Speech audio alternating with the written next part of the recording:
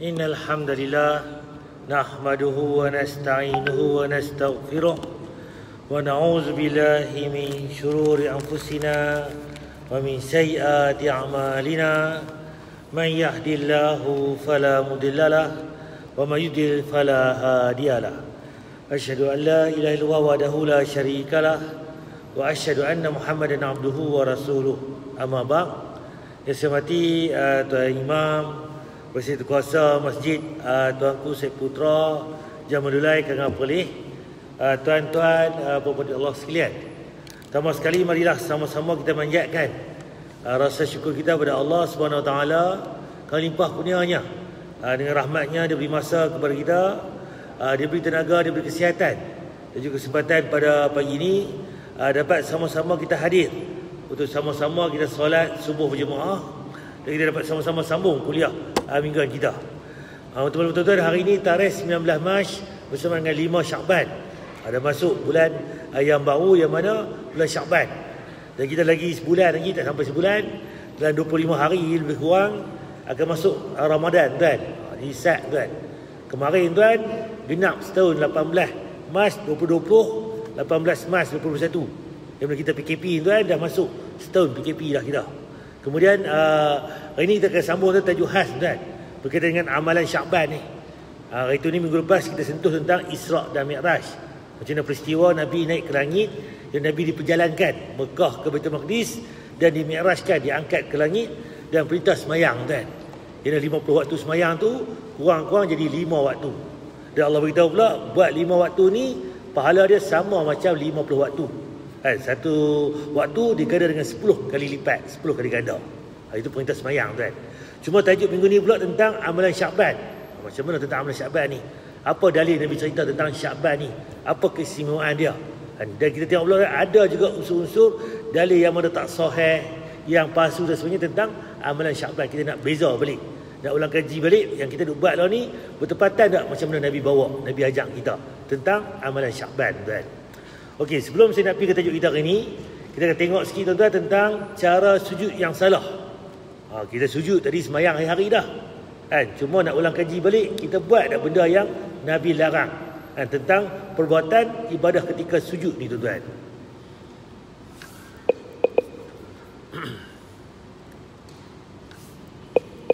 Larangan dan kesalahan ketika sujud. Tidak menempelkan hidung di lantai.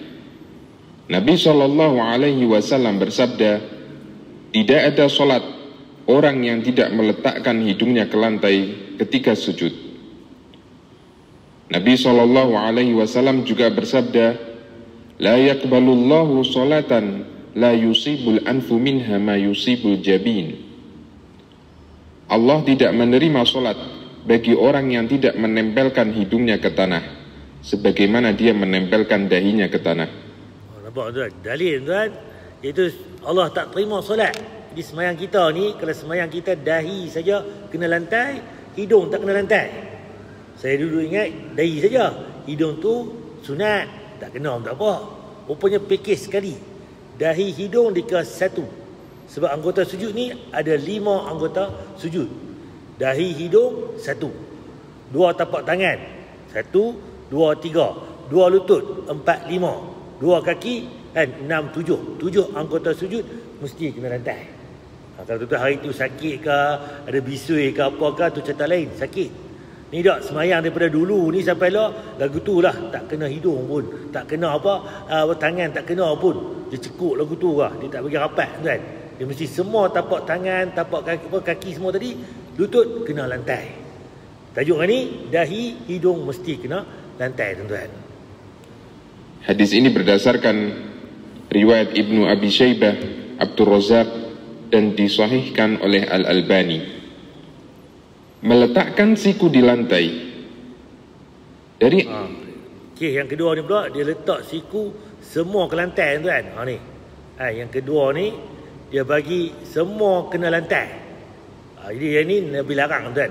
Sebab apa ni dalil yang Nabi larang? Radhiyallahu anhu, Nabi SAW bersabda, i'tadilu fis sujudi wa la yabsutu dhira'aihi kal kalb. Bersikaplah i'tidal ketika sujud Dan janganlah kalian menghamparkan lengannya sebagaimana anjing menghamparkan lengannya di lantai. Imam An-Nawawi mengatakan, maksud hadis bahwa wajib bagi orang yang sujud untuk meletakkan telapak tangannya di lantai dan mengangkat sikunya serta merenggangkannya dari lambungnya seregang mungkin. Cerita dia tuan, tapak tangan ni tak apa kena lantai semua ni. Tapi lengan ni kita angkat. Walaupun sikit, angkat. Jangan bagi kita sama terus, flat, rapat ke lantai. Kalau buat lagu ni, ini seperti anjing. Bapak Nabi Abang. Dah lah benda tu salah. Tapi umpama pula macam anjing tu tuan. Bayangkan tuan. Kau tu semayang nanti tuan, tak perasan, kita kena angkat. Semayang ramai-ramai berjemaah, kena angkat sikit. Walaupun nak angkat luas ni, kena kawan sebelah. Bila kena kawan sebelah mengganggu ni, dosa pula tuan. Bila semayang seorang-seorang, kita boleh buka seluas mungkin. Apa tu? Lengan kita ni. Bahkan Nabi kata, saat aku lihat Nabi, kesian tengok Nabi. Nabi bersungguh-sungguh ketika sujud. Dia buka ketiak Nabi. Sehingga nampak ketiak Nabi yang putih. Dan yang celah tu tuan-tuan, antara paha dengan siku tu boleh lalu seekor anak kambing. Apa tu? Jarak dia tak luas sangat, tak kecil sangat. Kalau luas sangat, 2 ekor pun boleh. Itu salah. Seekor anak kambing. Nah ini sampai lagu ni, seekor pun tak boleh lalu tuan. Nampak? Ni salah tuan. Dia kena ada ruang di bawah perut kita ni, antara paha dengan siku tuan. Kita pilih. Sampai kira-kira ketiaknya kelihatan, andaikan tidak tertutup baju. Ini adalah tata cara sujud yang disepakati sunnahnya. Membaca Al-Quran. Nampak? Tadi tapak tangan betul. Ni siku angkat. Ni celah ni kata tadi, seekor anak kambing boleh lalu. Kalau terlampau besar, itu over ataupun hulu lagi, melampau. Kecil, sempit, itu tak betul. Dia tak boleh kita luas sangat, tak boleh sempit sangat. Dia ala kadar tuan. Sesuai dengan struktur badan kita tuan. Dari Ibnu Abbas radhiyallahu anhuma bahwa Nabi SAW bersabda, "Ala wa inni nuhitu an aqra al-Qur'ana raqi'an aw sajidan." Sesungguhnya aku dilarang untuk membaca Al-Quran ketika rukuk dan sujud. Hadis riwayat Muslim. Nampak? Kita tak boleh baca ayat Quran ketika sujud, rukuk. Sebab situ bukan tempat baca ayat Quran. Bila? Al-Fatihah tu. Baca surah, itu ayat Quran. Ketika rukuk sujud, perbanyakkan tasbih, pemuji Allah. Dan diiringan doa. Silakan doa. Ali bin Abi Thalib mengatakan, Rasulullah SAW melarangku membaca Al-Quran ketika rukuk dan sujud. Hadis riwayat Muslim. Apa? Hadis Muslim, Rasulullah SAW melarang aku baca Al-Quran ketika rukuk dan sujud. Bukan tempat dia. Sebab tu ibadah ni bukan main pakai belasa, toto, hentam, ikut dan semayang. Itu suka lah. Sebab tu semayang ni solu kama ra'aitumuni sholli. Solatlah kamu seperti mana kamu lihat aku semayang. Nabi tak pesan pun tengok Abu Bakar, tengok Umar, tengok Osman, tengok Aisyah. Bab lain, ya. Di bab semayang ni, tengok Nabi. Jadi ibadah ni mesti sebiji macam mana Nabi semayang. Rukuknya, sujudnya, bacaannya, semua mesti macam Nabi tuan. Catatan. Dibolehkan membaca doa dari Al-Quran ketika sujud. Namun dengan niat membaca doa, bukan membaca Al-Quran. Sekarang tu ada ayat Quran, Rabbana zalamna anfusana. Tu ayat Al-Quran, surah daripada ayat Quran, tapi ia merupakan doa. Itu boleh. Rabbana atina fid dunya hasanah. Itu pun doa, boleh kita guna ketika rukuk atau sujud tadi. Sebab apa? Itu doa dalam solat. Kalau kita saja nak baca qul huwallahu ahad Allahu samad ketika sujud, bukan dah. Sebab situ tu ayat Al-Quran khas tentang umumnya. Kalau doa tadi, dia khusus lain pula tuan. Kita nak kena bezakan. Keterangan selengkapnya diuraikan di pembahasan tentang berdoa ketika sujud. Menyibak rambut yang menjuntai ke bawah. Setengah orang ni dia remoy. Rambut panjang sikit, dia nak sujud, dia tarik rambut dia remoy, dia sujud. Ustaz, bukankah kata bila rambut kena dahi tak kena lantai, tak sah semayang? Memang ada dalil bila dahi ni tak kena lantai, tak sah semayang. Tapi bila dia begitu, orang yang rambut panjang ditarik remoy pula. Bila semayang nak sujud, ditarik remoy. Tak boleh tuan, itu mengganggu. Sebab dalil tuan, Nabi kata bila semayang pakai tutup kepala, kepiah, apa tu lebay, apa songkok, apa saban ke apa, itu Sunnah Nabi kata tutup kepala.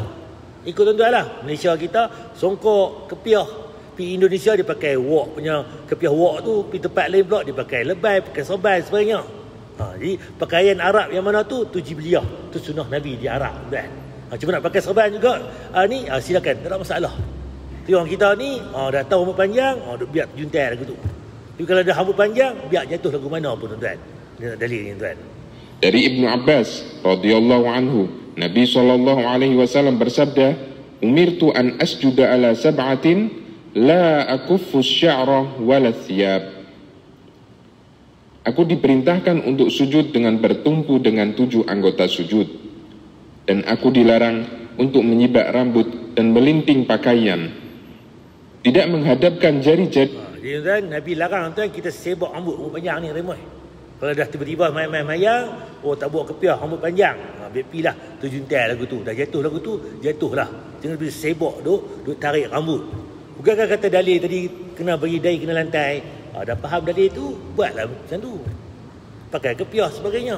Cuma hari tu tak pakai kepiah, jangan kita duk tarik remote, biar jatuh lagu mana pun. Tu dalil tak bagi faham. Jadi benda tu nampak macam ada 2 perbezaan. Sebab apa? Nabi suruh kita tutup kepala ketika sembahyang. Kalau dah tutup kepala itu kepiah tak bawa, terlupa kan, biarlah rambut jatuh lagu mana pun, tak ada masalah. Ke kiblat. Seringkali hal ini kita jumpai di kalangan kaum muslimin, padahal mereka mampu untuk melakukannya. Nampak tangan tuan, orang tangan arah kiblat. Dia sengit ke tu, dia sengit ke tu, tak. Bukan sembahyang ikut dan kita. Dia mesti tata cara Nabi. Jari jemari ni hak dia ke arah kiblat tuan. Baik jari kaki maupun jari tangan. Ada yang ni dia kacau tuan buat lagu tu. Dia bukan fashion. Hari ni Jumaat kita buat fashion Jumaat. Esok Sabtu buat lagu Sabtu pula. Tak ada. Hari-hari semua tu ikut Nabi sembahyang sama tuan. Dan adalah tempat yang Nabi bagi kelonggaran. Pilih yang mana, A ke B ke, telinga nak letak kawasan atas telinga ke, bagi sambungan bau. Itu ada pilihan. Tapi kalau macam ni tak ada Nabi ajak tuan. Biarkan jari kaki ke arah membelakangi kiblat. Ada yang sujud sambil bertumpu dengan ujung-ujung jari tangan, sementara telapak tangannya diangkat. Semua ini menunjukkan kurangnya kesungguhan mereka. Kalau macam ni, bagus dah ketiak tu Nabi buka sudah mungkin. Tangan tu pula, jari jemari ke arah kiblat, bukan kot tu, bukan kot tu. Dia mesti ke arah kiblat tuan. Dalam bersujud, padahal Nabi SAW suka menghadapkan anggota tubuhnya ke arah kiblat ketika sholat, sampai beliau menghadapkan jari jempolnya ke arah kiblat. Semoga Allah membimbing kita untuk bisa melaksanakan sunnah-sunnah Nabi-Nya SAW. Tidak menempelkan kaki di lantai. Nampak? Sengah ni dia angkat kaki pula. Tu atas tuan. Macam biho tu. Depan angkat, kato ke apa, terangkat belakang. Dia bukan lagu tu. Dia mesti semua ni kena lantai. Kalau betul-betul semayang lagu ni, tak perasan ustaz angkat, tak angkat. Lepas ni kena bagi perasan. Sebab lagu ni tata cara salah. Sebab semua anggota sujud, 7 tadi, kena lantai. Ada sebagian orang yang sujud sambil mengangkat ujung kakinya ketika sujud, sehingga tidak menempel lantai atau alas sujud. Tindakan ini termasuk perbuatan yang membahayakan karena bisa menyebabkan sujudnya batal, karena dia belum melengkapi 7 anggota sujud yang diperintahkan Allah melalui Nabi-Nya SAW. Sebab tu tuan Nabi ada sebut dalil yang semayang ni tak sama. Mungkin yang kita semayang tadi dia katalah berapa? 7 saf, katalah 120 orang tadi. Mungkin ada yang dapat 1/10 pahala, 1/9, 1/8, 1/7, 1/5, 1/6. 1/6, 1/5, 1/4, 1/3, 1/2 pahala semayang. Cuba masing-masing tak sama. Yang ni sujud elok, ni sujud elok pula di jenis Tok Maninah. Tak ada cepat celi caplin. Yang ni pula baca pun tak ketahuan hala. Ni duk ralik, imam bagi salam barulah habis dah. Dia macam-macam ni. Ni semayang elok tapi wuduk tadi ambil cincai. Ni semayang perangai macam-macam. Hari ni Jumaat nak semayang apa, nak beli apa, contoh. Nampak? Kita tadi semayang ni tak sama pahala kita semua. Itu semua tuan berbeza-beza tuan. Pengukuran dia. Sebab apa? Dalil menyatakan yang demikian. Merapatkan kedua tangan dan meletakkannya di bawah dada. Kebiasaan ini kerap kita jumpai di kalangan wanita ketika sujud. Mereka beranggapan bahwa sujud wanita adalah dengan menghimpitkan kedua tangan dan meletakkannya di bawah dada. Bila kita tengok balik, perempuan banyak buat lagu ni. Dan kita belajar pun macam ni lah. Perempuan dia aurat sikit, tutup. Sebenarnya dalil yang kata rapat lagu ni, tak jumpa tuan.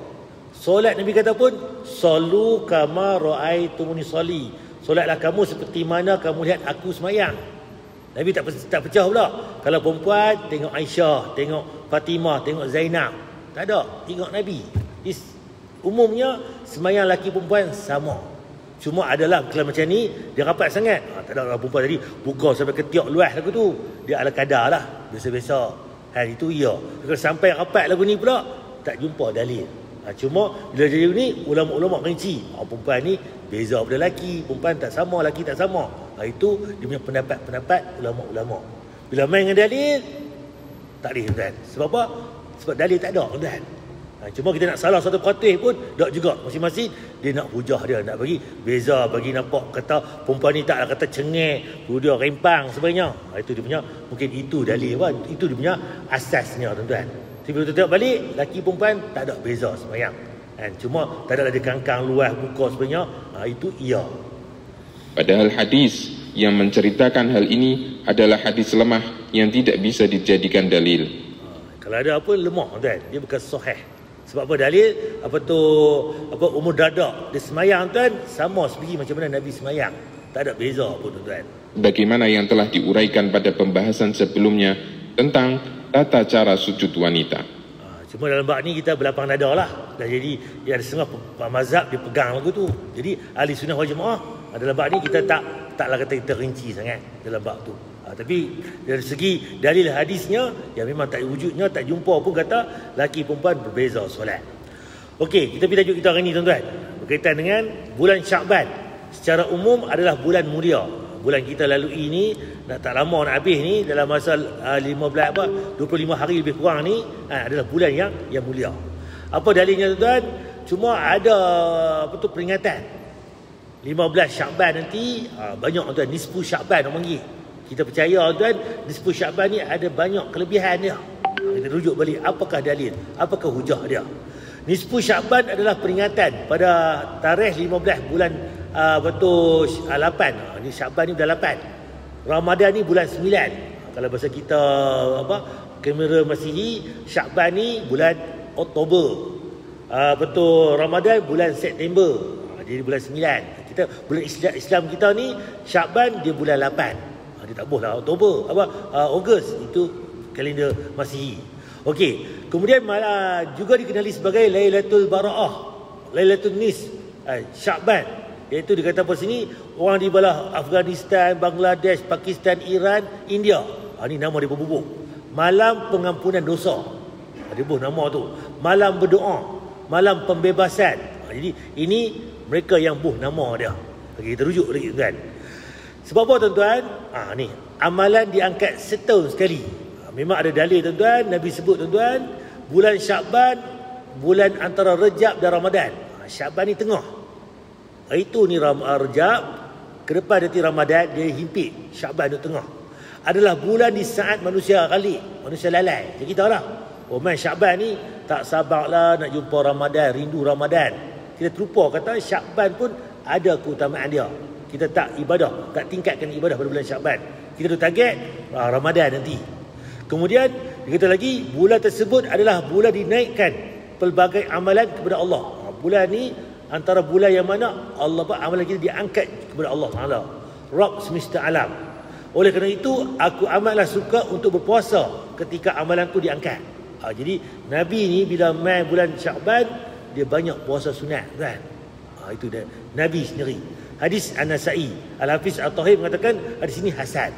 Nampak tak? Jadi bulan Syakban ni boleh kita tingkatkan puasa kan.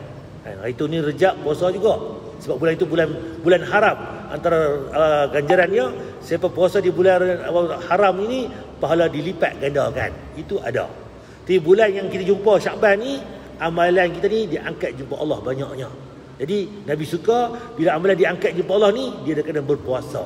Itu hujah dia. Kalau tuan nak puasa pun boleh dah. Yang mana yang perempuan tu nak qada puasa pun dan lah ni pun dan lagi tuan. Kuku tak habis tuan.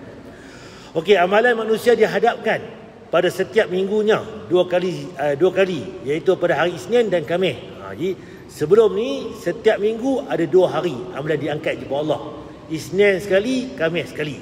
Sebab tu kita tuan, Nabi kata sunnahnya puasa Isnin Khamis.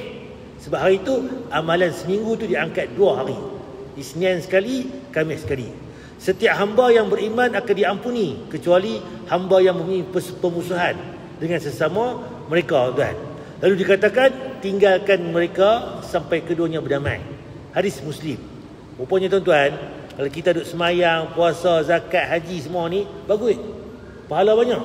Tapi kalau kita bergaduh dengan jiran, bergaduh dengan kawan, bergaduh dengan adik-beradik, amalan kita tu bukan kata tak terima. Dia sangkut. Tak diangkat di bawah Allah. Kalau kita pun pergi cucuk dan simpan duit ni, kan, pergi back in online, pergi check the account, tak masuk. Tadi transfer dah. Dia duduk atas awan, duduk tengah-tengah. Nak kata masuk pun tak, nak kata terima pun tak, sebagainya, nak kata reject pun tak. Tergantung. Sama juga tuan. Kalau kita bergaduh dengan kawan kita, jiran kita, tetangga kita, adik-beradik kita, puasa kita, semayang kita, haji kita sah. Tapi dia tak dikira tuan. Tergantung dulu. Sehingga apa? Sehingga mereka ni berdamai. Mereka ni berdamai, mereka ni minta maaf, mereka buat baik balik antara mereka ni, baru Allah terima amalan. Rugi tuan. Dia rasa bagus dah. Semayang berjemaah kat masjid, kan, sedekah, infak, kan, keluar zakat, pergi haji umrah. Tiba jiran tepi rumah ni tu dia sejak masuk hari pertama sampai lah 20 tahun dah duduk taman tu. Bergaduh sampai lah tuan. Tak tegur siapa tuan. Bayar tuan. Kena tengok balik tuan. Kerana punca tuan, kita dengan dia amalan soleh kita tak diangkat. Jangan tuan. Rugi tuan. Kita mula berdamai. Kalau dia yang mula cari gaduh, nak tunggu dia minta maaf pakai doa tuan. Kita mati pun tak minta maaf kan. Lalu ni kita pergi minta maaf, kita hubungkan. Sebab kita takut ini.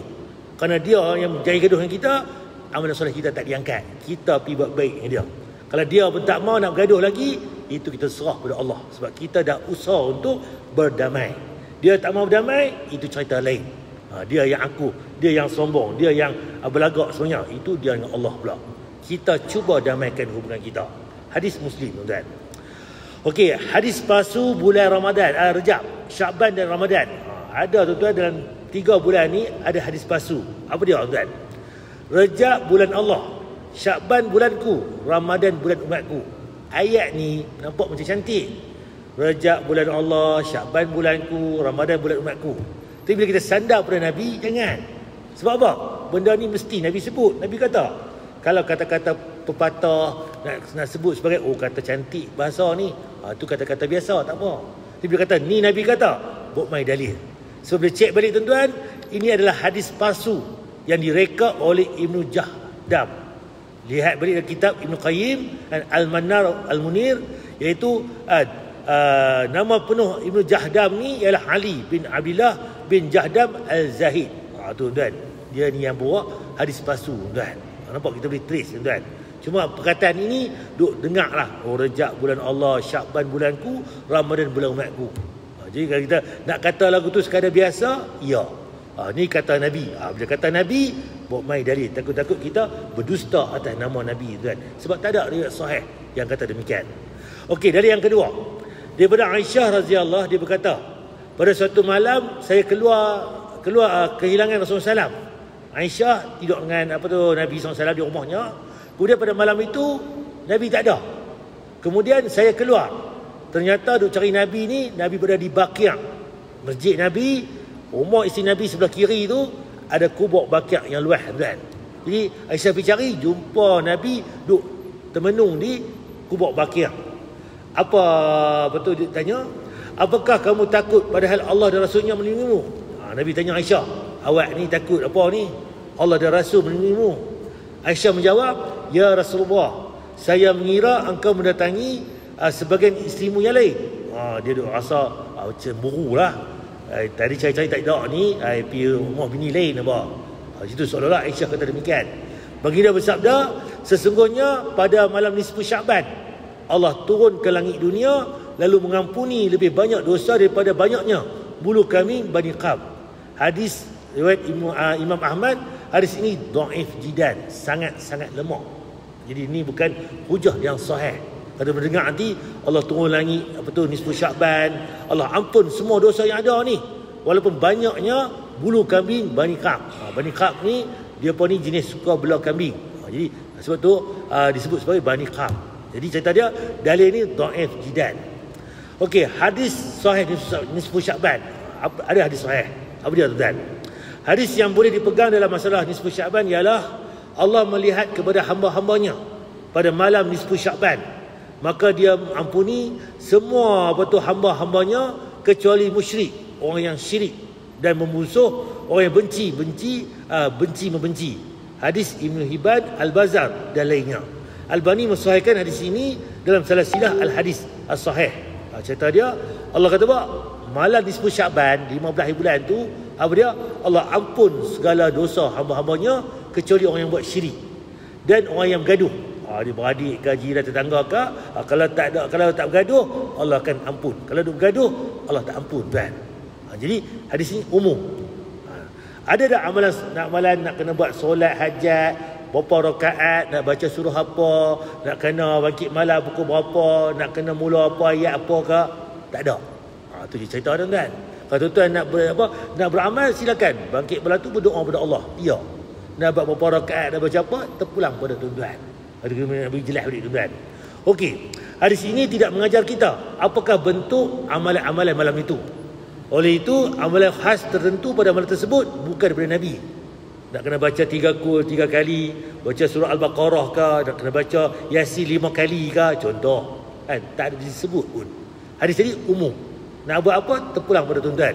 Nak banyak baca Quran ke, nak berzikir ke, nak salawat ke, sebagainya, silakan. Begitu tak faham. Mana yang Nabi ajak, yang mana yang kita ni perindang-perindang sampai lebih daripada sudu tuan, suku ni. Okey, kata Dr. Yusuf Al-Khadawi dalam menjawab soalan berhubung dengan nisfu Sya'ban, tidak pernah diriwayat daripada Nabi SAW dan para sahabat bahawa mereka berhimpun di masjid untuk menghidupkan malam nisfu Sya'ban, membaca doa tertentu, solat tertentu seperti orang kita yang mana lihat pada sebagian negeri orang Islam. Aku lepas ni masjid ni anjurkan, jom kita buat qiyam mulai malam ni. Jadi tak perlulah kita buat amalan-amalan begitu. Masing-masing buat kan. Sebab apa? Tak ada contoh. Kalau tarawih ada kan, hidupkan malam kan. Malam bulan puasa ni, terutamanya 10 malam terakhir, itu ada hidupkan malam. Ya, boleh kita berkumpul di masjid, nak qiyam mulai, nak baca apakah, silakan, itu ada. Yang kita duduk pi tempek sana, dah malam tarawih ada 10 malam terakhir, kita tempek dah nisfu Sya'ban ni. Ada, dia bukan lagu tu. Kalau bab dunia tak apalah, kita tambah tolak ikut mereka kita. Tapi ibadah ni mesti contoh Nabi. Kalau ada, kita tertolak fawaradun. Tertolak tak apa lagi. Fahuwa finnar, api neraka tu yang kita takut kan. Nauzubillah. Jadi cerita dia ada dari sahih, tapi tak ada yang khusus kata nak kena buat apa-apa. Perbanyakkan amal soleh. Dan bulan puasa ni, bulan Sya'ban ni, kita boleh tingkatkan puasa sunat. Cuma Nabi pesan pula ada dalil, bila mai hujung-hujung Sya'ban, jangan pulun puasa pula. Takut-takut nanti bila mai Ramadan yang betul, kita kalah. Contoh, hari ni puasa, esok puasa. Tarik tu bulan Rejab puasa dah. Mai hujung mai Sya'ban nanti, nak puasa betul Ramadan, dia kalah dah. Sedangkan puasa Ramadan tu wajib. Bila wajib, tak puasa, kena ganti pada bulan lain. Kita pula pulun yang sunat ni, pulun hari-hari. Mai hari betul tu, kita tak larat dah. Buka puasa, terbalik, kita kena tengok balik. Jadi timbang tara mana yang utama, mana yang nak. Kita ni macam mana keadaan kita ni. Jadi siapa yang orang perempuan pun samalah. Aisyah kata, aku di bulan Sya'ban ni aku banyak puasa ganti pada bulan-bulan lain. Sebab tu orang perempuan kita pun main bulan Sya'ban, dia teringat dah Ramadan dah ni ada hutang 5 hari tahun lepas, dia nak puasa ganti. Silakan. Sya'ban ni boleh kita puasa. Orang perempuan boleh puasa ganti. Orang lelaki pun sama juga. Nabi SAW banyaknya puasa di bulan Sya'ban ni. Berapa banyak kan? Lebih pada bulan-bulan lain. Taklah kata setiap hari itu puasa. Banyaknya puasa di bulan Sya'ban. Wallahualam. Seperti dekat ni tuan, ada tanya apa-apa tuan untuk tajuk kita hari ni berkaitan dengan nisfu Sya'ban ataupun amalan Sya'ban ni. Cerita dia, ya amalan Sya'ban ni bulan yang mulia, Allah angkat amalan soleh kita. Jadi kita nak amalan soleh kita ni dia angkat kan. Jadi kita banyakkan puasa di bulan Sya'ban ni. Banyakkan ibadah kita. Baca Quran sebenarnya, silakan istiqamah kan. Cuma amalan tertentu yang kita duk khususkan memang tak ada dalam bulan Sya'ban ni kan. Wallahu alam. Ada tanya kan untuk tajuk kita hari ni berkaitan dengan amalan Sya'ban ni. Lepas saya pun tidur di sini. InsyaAllah minggu depan kita akan sambung kitab jihad tu berkaitan dengan bab Nabi ataupun imam kan, pengurusan tentang harta rampasan perang, ghanimah. Nabi tak ambil harta rampasan perang kecuali 1/5, tak lebih. Bahkan Nabi kembali balik kepada orang yang sertai tu kan. Itu tajuk minggu depan. Saya pun tidur insya-Allah. Subhanakallahumma wa bihamdika asyhadu an la ilaha illa anta astaghfiruka wa atubu ilaik. Assalamualaikum warahmatullahi wabarakatuh.